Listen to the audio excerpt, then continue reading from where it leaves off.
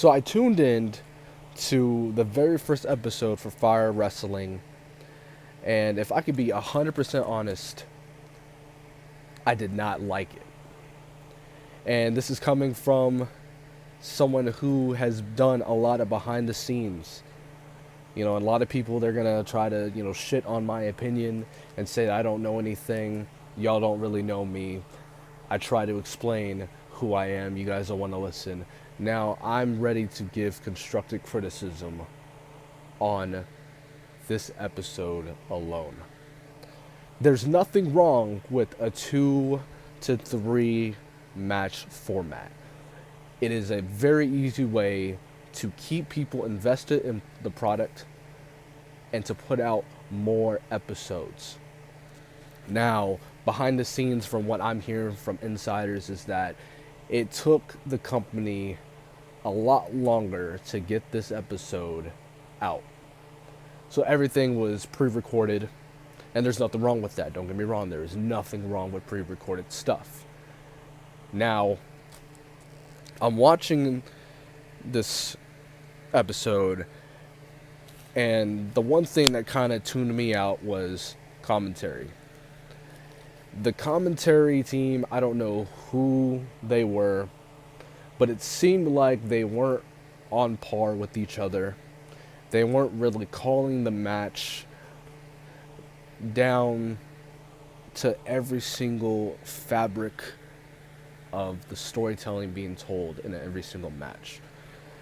And at some point, I wanted to just mute the television and just watch the wrestling, because I'm more focused on the storytelling in the match than I am with commentary. So the first match, Yurashi versus Arashi Ray, honestly was such a great match. The way that they were going back and forth, the storytelling that was going on in there, it was great. I was tuned in, didn't really, glance at the phone for a second. I watched this match because there was a lot of great spots that happened in this match. One of my favorite spots had to be the float over super kick spot that Yurashi did. Very, very, homage trademark to Nick Virtue. Very beautiful spot, and I popped a little bit. Let's be real, I popped at that spot. Then later on in the match, we're getting up towards the finish. I guess they're going home. And Yurashi's going for, I believe, could have been his finisher. Ray catches him with a bangerang to Dude Buster. And I'm thinking, that's it. That's the end of the match, because there's no way you cannot end the match off of that. But I was wrong. Ray ended up taking another opportunity to get another couple moves in to win the match, and that completely turned me off. I felt that the Dude Buster spot should have ended the match. It really would have ended on a high note, or they could have easily took the bangerang spot into his half Nelson bomb finisher. But again, wasn't a bad match. I give that match a 3.5 out of 5 stars. Nothing too crazy. I did enjoy it. The next match was TJ Rave versus Silas Green, and a lot of people understand that I don't really like TJ Rave. I don't see the appeal of TJ Rave. I was more interested in seeing what Silas Green had to bring to the table. And this was the title match for the title that TJ Rave had won against Tyree Carter, a 2-star match. Again, the beginning of the match, not too bad. Silas really showed that, he's not going down easy. And I like stories like that. I like realistic stories where you got two guys that are around the same size, but one of them has a little bit more fight to him, a little bit more grit. And that plays a big part. So, Silas got a lot of great offense in this match. And Again, there was a couple spots that really had me intrigued. There's a couple spots that I was like, oh, I popped, everything, so on and so forth. Now, we get up to the point where we get to that high spot. We get to the hope spot. We get to the spot where everyone's believing that Silas has a chance to win this match. Now, there is a huge, huge thing about burying finishing moves. And I believe that Silas Green's knee got buried in that match. Because I don't understand how you can kick out of a flying knee from a springboard position. Like, I don't get it. Especially when that is your opponent's finishing move. He is known for ending the match with a knee. And you kick out. This is all booking's mistake.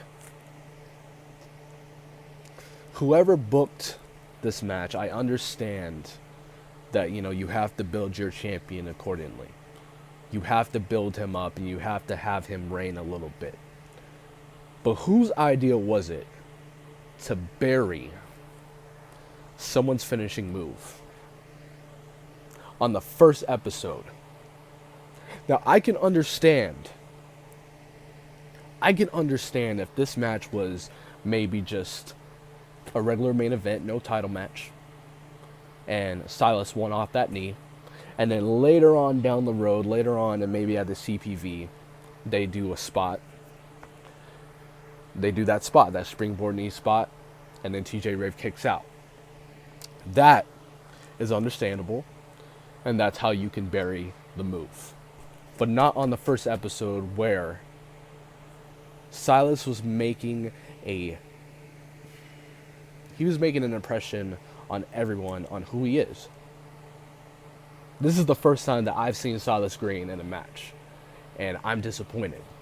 I'm disappointed at the fact that he lost because he was throwing haymakers.